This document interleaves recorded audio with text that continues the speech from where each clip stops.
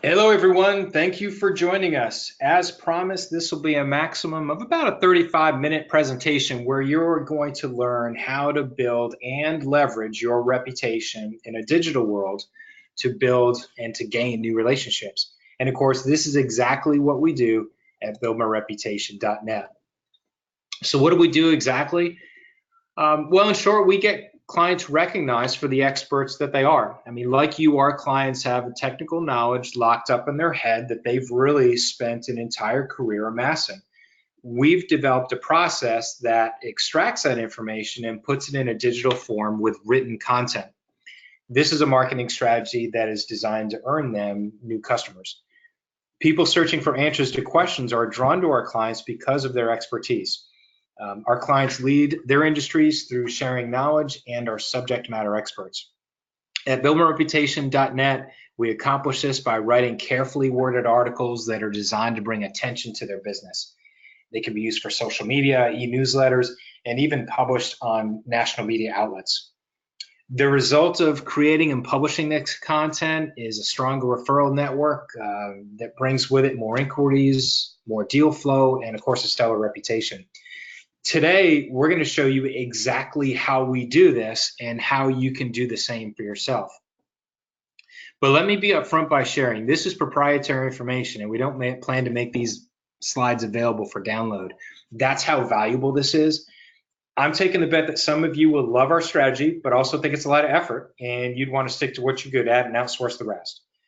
For those people, we're available for hire and would love to help you. At any time during this presentation, please use the chat feature on the right to let us know who you are and if you're interested for us to contact you. So with that out of the way, let's get started. So I want to kick this off by clearly announcing our intentions and what you're going to learn in this webinar. I'm going to lay out step by step our exact proven process and how we get results for clients. There's nothing stopping you from taking this content and getting results for yourself. This webinar is full of information that if implemented, it will drive your business forward. So I'm your host today. My name's Brian Barkia. I'm the chief strategist and founder of BuildMyReputation.net. I'm a businessman. I'm a part-time cross-country coach for my kids and others. I'm a dad to two girls and happily married, as far as I know, for 17 years. Before BuildMyReputation.net, I owned a marketing firm and several niche business magazines. The same practices that I'm teaching today, I've proven by crafting my own professional reputation. I started my career fresh out of college, just about at a very interesting time, just as the internet was coming online. My sales tools, and I'm not exaggerating, consisted of a telephone, my car, and a memorized sales presentation. But sometime after the year 2000, I started to see how my push strategy of selling, that is cold calling and taking meetings with anybody who could afford my services, that was no longer as effective as it used to be. I can't tell you how many hundreds of hours I spent giving unpaid consulting to people pumping me for information. I didn't blame them though, because back then, this is how prospects collected information to make good informed buying decisions. But I knew that there was a monumental shift coming and I needed to change my tactics. And what happened is this: people started going online to see who the experts were and who they should work with. That's when I decided, boy, I better reposition myself to be the go-to guy in my area. Ultimately, I learned how I could leverage my good reputation so that people would seek me out instead of me chasing them. And when I did, I got to tell you, business got a whole lot easier. I started making more money. I wasted less time. And what really got me excited is my sales cycle was significantly shortened. So all of this in this effort helped position me as an expert. And as a result, I've been recognized by the Rotarians as Business Person of the Year. The Small Business Administration awarded me the Advocate of the Year. I was invited to, and I still write, to be a guest contributor for Entrepreneur Magazine. I've served on the board of banks, business incubators, and our local university.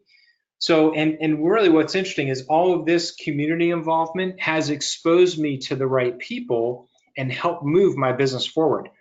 But none of this would have been possible if I didn't take an active role in building my online and offline reputation.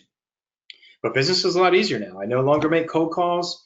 People reach out to me for my expertise and guidance. And all of that has put me in a position today where I can share this with you and talk to you in detail about how I did it. So today you're going to learn our proprietary formula to build a reputation for yourself that will pay dividends for years to come. The process we follow is derived from working with clients from around the United States. This presentation is going to teach you how you can lead your entire industry through education using the knowledge that you already have. There's no additional homework. You already have the knowledge. We just need to bring it out. That is sharing information to help others down a path of discovery so they can solve their own problem. And ultimately, that's going to point them to you so they can hire you.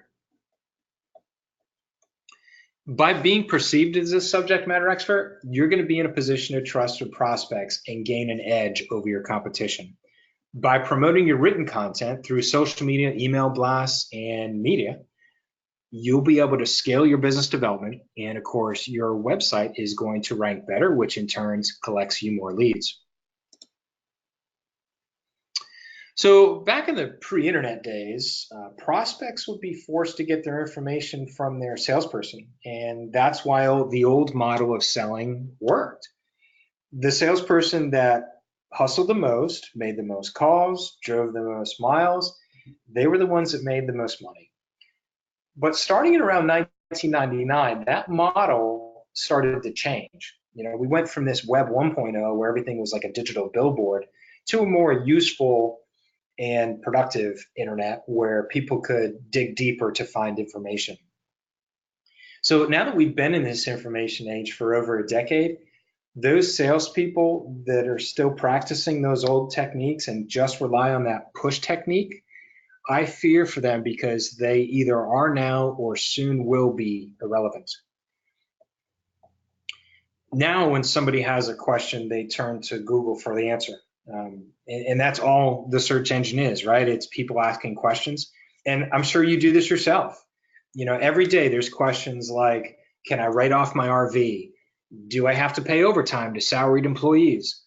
What's the difference between an LLC and an S Corp? These are all questions that are being asked hundreds of times per day online. The company or individual that steps up and answers these questions, they are the ones that are immediately one step closer to the sale because they have established credibility and trust. They've gotten people one step closer to solving their problem. So every Google search is a question, and the algorithm works as hard as it can to deliver the most relevant and correct answer it can to its audience. Those professionals that understand this, okay, those are the people that have a distinct advantage. Let's take a step back. I want you to think about a frequently asked question that you get in your business. And whatever that is, I promise you that is going to be a frequently asked question online as well. The question becomes, though, what answer does Google serve up?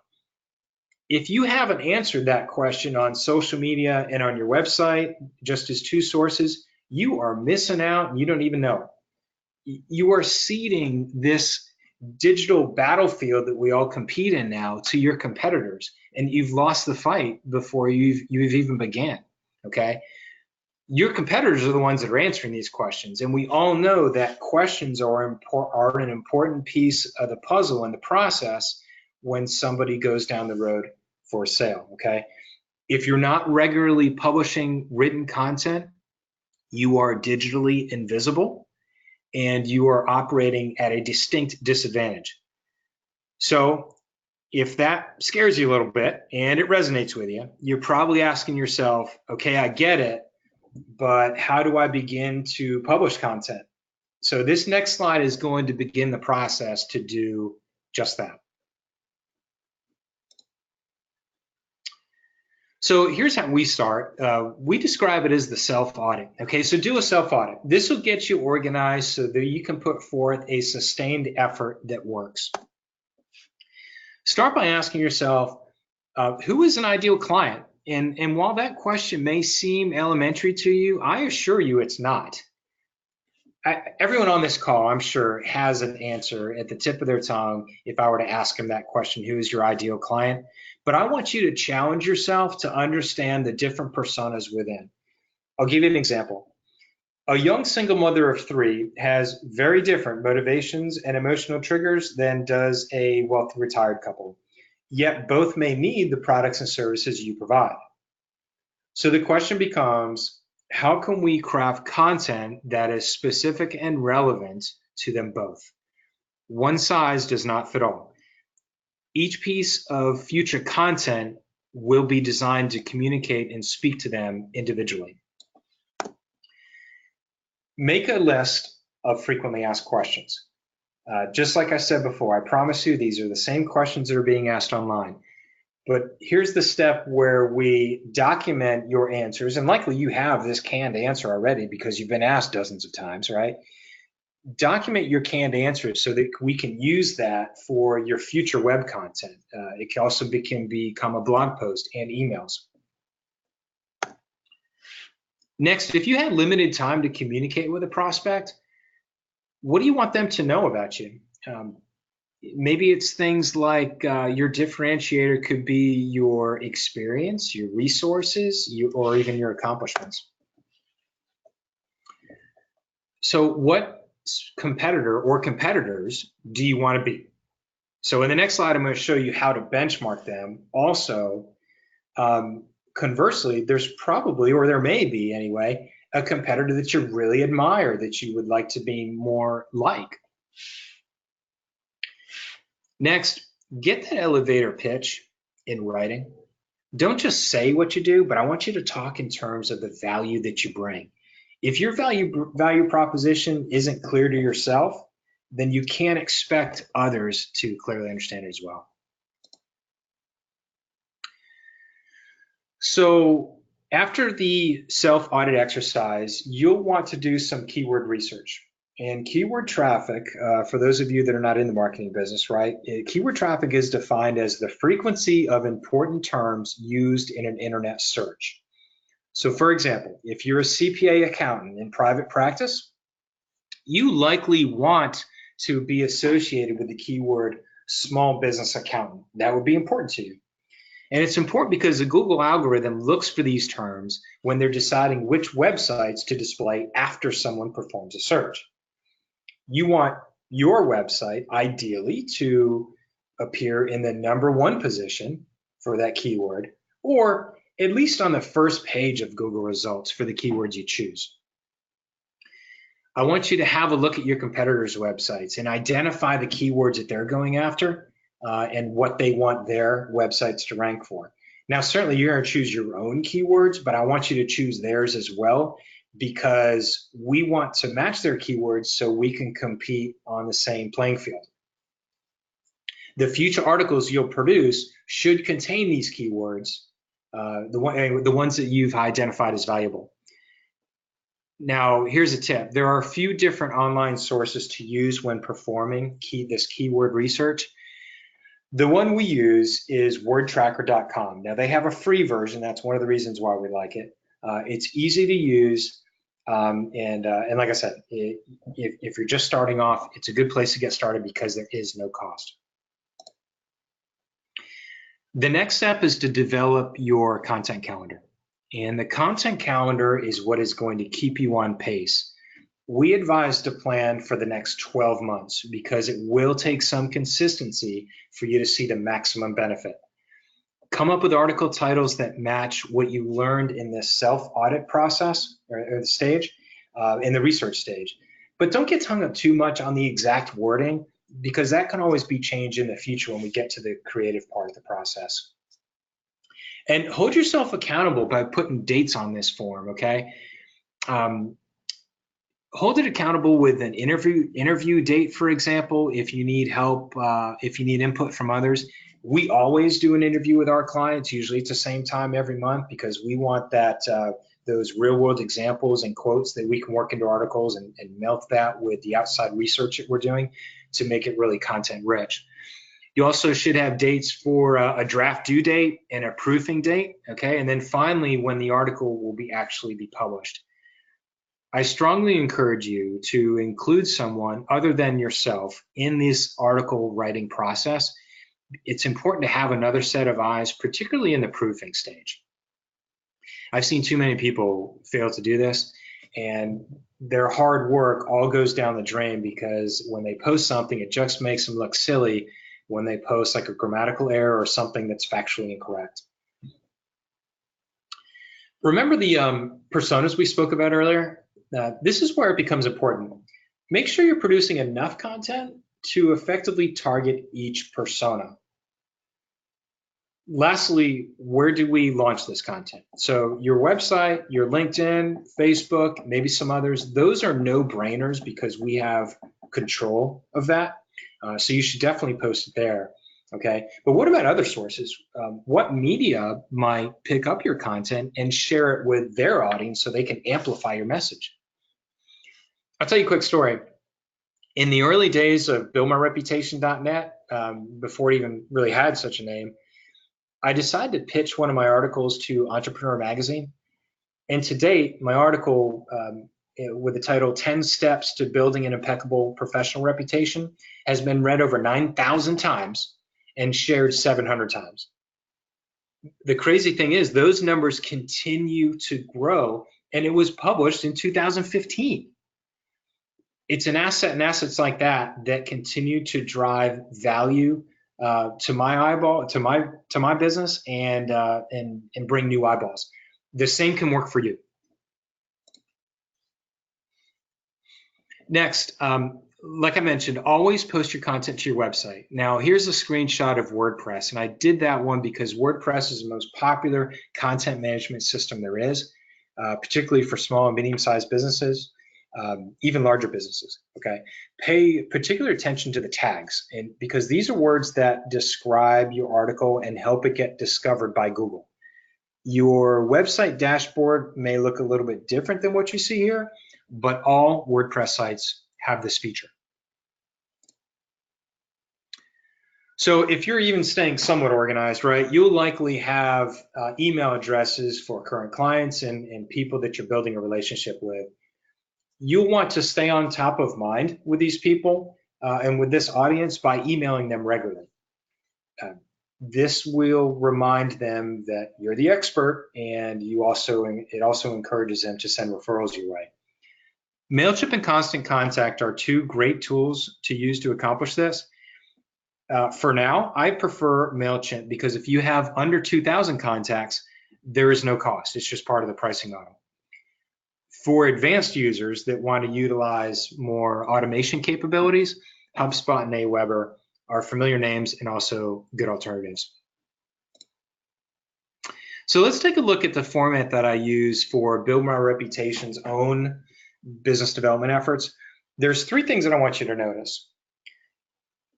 Let me get my laser pointer out here. Here we go. So there's three things I want you to notice. I tease the article by releasing only a paragraph or two in the email, and if I still have the reader's attention after that, I invite them to continue reading right there. And really, what that is that's a link that goes to my website. I do this because the site is the one place where interested prospects can do stuff like book a meeting, comment on an article, read about our service offering, and then even see our phone number, okay? The website is the one place online that you're trying to convert interest into action. In the gray section of the email is our elevator pitch. It's not overly salesy, just a statement of how we add value to our clients. I'm not trying to sell anybody through an email at this particular stage. Next, here's this button says book a complimentary call. This is the call to action that I chose for this particular email. It's not the only call of action. There's plenty others. It could be as simple as your phone number. It's basically any action that you want the reader to take from your email.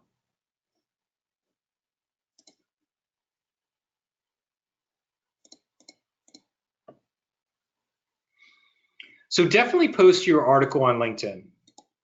LinkedIn continues to be one of the most valuable resources we have for professional service individuals and professional service companies. But do this, don't just start a post, okay? Click on the write an article link, and here's why.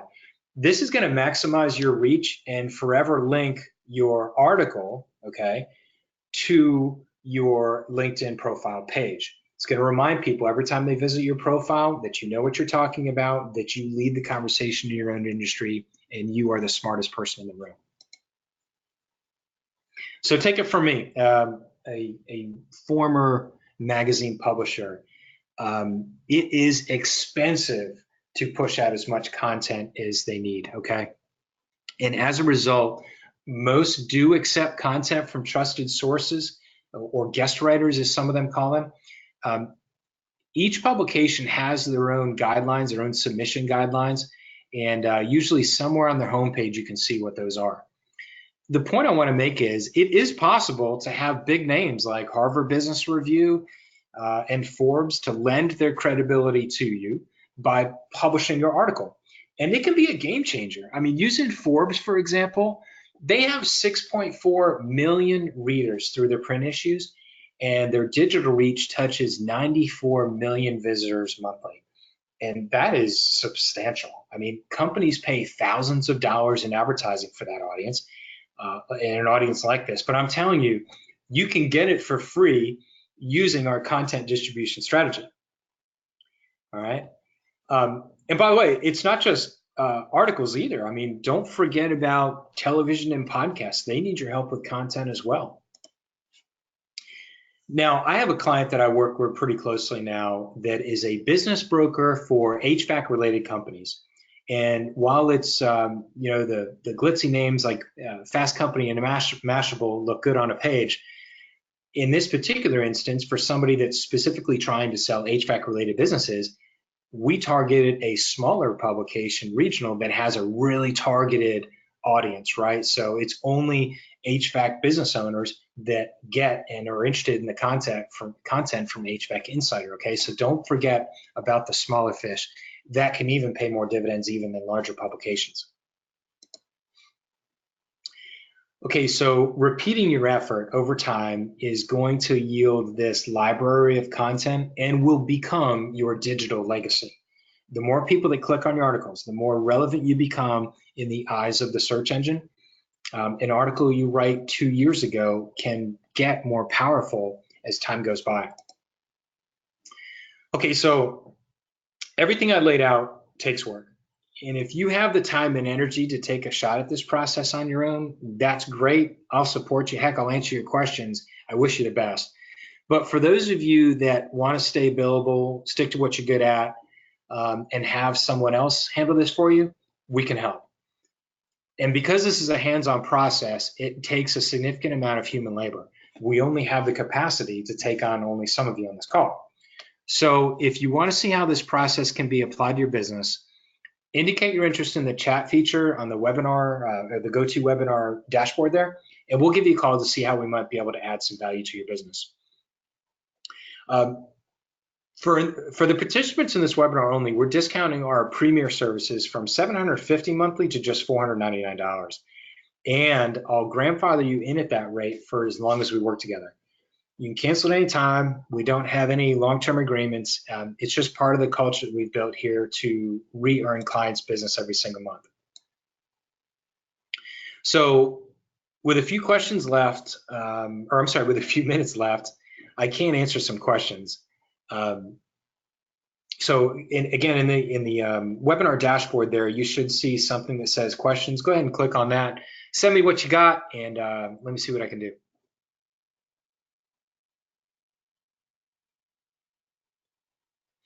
All right, here's a question from Simone. How long should articles be? That is a popular question. So we like to keep regular blog posts anywhere from 500 to 750 words. This seems to work well with clients short, or with people's short attention spans. However, that's not to say you shouldn't do longer form and more in-depth articles. It all depends on what your website needs and the outside publisher submission requirements. Harvard Business Review is one that comes to mind, right? They want longer form stuff that has been fact checked, that has outside sources, and is really a top quality piece. So for that, 500 words isn't going to get it. Okay, Jackson asks, your service indicates you write articles once per month. Isn't more frequency better? Okay, so maybe that's a yes and no question, Jackson. So is more frequency better? I would say not necessarily. We follow Google's lead here because it's their world. We're just playing it. They favor quality over quantity. Having cited sources, relevant backlinks, supporting artwork, all of this it takes time and effort. And if you do that, it'll rank well. And really what we're trying to do is rise above the noise that is what is the rest of the internet, okay? So now that it's polluted with this noise, you really want to aim for quality, and that's what Google looks for, and that's how their algorithm is written. And if you can produce that level of quality more frequently than on a monthly basis, then I would tell you it's a good thing. Most of our clients, though, monthly seems to be a good pace. We know that it gets results, and that's typically what we have stuck with. All right, last pass. Any questions? Okay, I think we are having a problem a little bit reading those questions. If I did miss your question, I promise you I'm going to answer every single one of them. It just might be in a private email to you, okay? So thank you for attending. If there's no more questions, we'll conclude here. I want to appreciate and thank you for sticking with me for the entire presentation. As you can tell, this wasn't delivered flawlessly, so I promise you it was a live presentation. I would be curious to see what your thoughts were and what we should cover next time and how we can get better. I'll likely send you an email asking for some feedback, so look out for that. So if there is no more feedback, have a great day. We'll be in touch. Thank you.